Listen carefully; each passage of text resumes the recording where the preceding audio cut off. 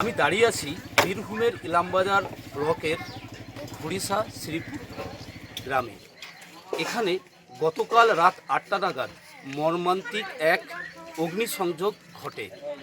প্রাথমিকভাবে অনুমান করা যাচ্ছে এই ইলেকট্রিক শর্ট সার্কিটের জন্যই। যে বাড়িতে আগুন লাগে সেই বাড়িতে এক মহিলা এবং তার 2 ছেলেকে নিয়ে সে কিন্তু বসবাস করে। এখন বর্তমান সেই পরিবারের যে পরিস্থিতি, যে অবস্থা, অগ্নিসংযোগ হওয়ার ফলে বাড়ির জামা কাপড় থেকে শুরু করে বাড়ির সমস্ত আসবাবপত্র পুড়ে ছাই হয়ে গেছে। এখনও পর্যন্ত ইলামবাজার থানায় লিখিত অভিযোগ না দায়ের করা হলেও গ্রামের লোকজনদের নিয়ে পরিবারের সদস্যরা গিয়ে লিখিত অভিযোগ করা হবে বলেই এমনটা জানানো হয় পরিবারের পক্ষ থেকে। এই অসহায় পরিবারের একটাই আর্তনাদ, একটাই দাবি, সরকার যেন আমাদেরকে সাহায্য এবং সহযোগিতার হাত বাড়িয়ে দেয়। এই পরিবারের পাশে সরকার দাঁড়ায়, তারই এক দাবি পরিবারের পক্ষ থেকে জানানো হয়। 400-500 লোক এখানে জড়ো হয়েছিল, কিন্তু আগুনটা এমন পরিমাণে লেগেছিল যে তারা নেভাতে ব্যর্থ হয়েছে।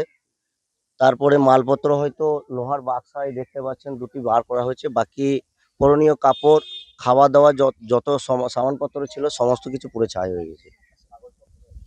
দাবি আমরা এই মুহূর্তে চাই সরকারকে মিডিয়ার মাধ্যমে দৃষ্টি আকর্ষণ করাতে চাই যে এই পরিবার, নিহত পরিবার এবং এক দুঃখিনী মা এখানে বসবাস করেন 3 বাচ্চার সাথে, এবং সরকারকে দৃষ্টি আকর্ষণ করাতে চাই মিডিয়ার মাধ্যমে, যাতে এই পরিবারের পাশে দাঁড়িয়ে কিছু করা যায় এবং আগামী দিনে যাতে এদের বসবাস করতে, জীবনযাপন করতে কোনো রকম সমস্যা না হয়, সেভাবে যাতে এনার পাশে দাঁড়ানো যায়।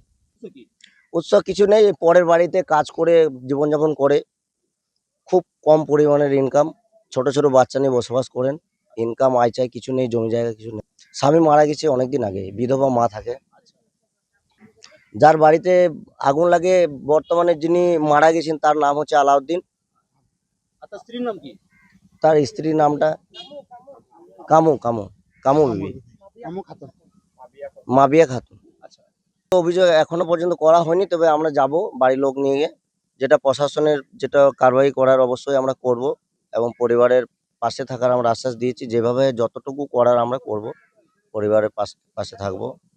গ্রামের সূত্রে বা পরিবার সূত্রে জানা যায় যে বাড়িতে অগ্নিসংযোগ ঘটে সেই বাড়ির মহিলা অন্য লোকের বাড়িতে কাজ করে তিনি সংসার বা জীবনযাপন কিন্তু চলে যায়। গতকাল রাতে ঠিক 8টা নাগাদ ইলেকট্রিক শর্ট সার্কিটের মাধ্যমে তার ঘরের, অর্থাৎ ঘরের চাল, ঘরের আসবাবপত্র পুড়ে ছাই হয়ে যায়। তড়িঘড়ি ইলামবাজার থানার প্রশাসনকে খবর দেওয়া হয়। সাথে সাথে বোলপুর থেকে 2টি দমকলের ইঞ্জিন আসে। আগুন নিয়ন্ত্রণে এলেও বাড়ির আসবাবপত্র থেকে শুরু করে কোনো কিছুই বাঁচানো যায়নি। এক কথায় বলা যায় বাড়ির সমস্ত আসবাবপত্র পুড়ে ছাই হয়ে গেছে। পরিবার এখন শুধু তাকিয়ে আছে সরকারের দিকে। বীরভূমের ইলামবাজার থেকে জয়ন্ত মণ্ডল, 99 নিউজ বাংলা। আপনারা দেখছেন 99 নিউজ বাংলা। বদলাবো আমরা। আপনারা দেখছেন 99 নিউজ বাংলা।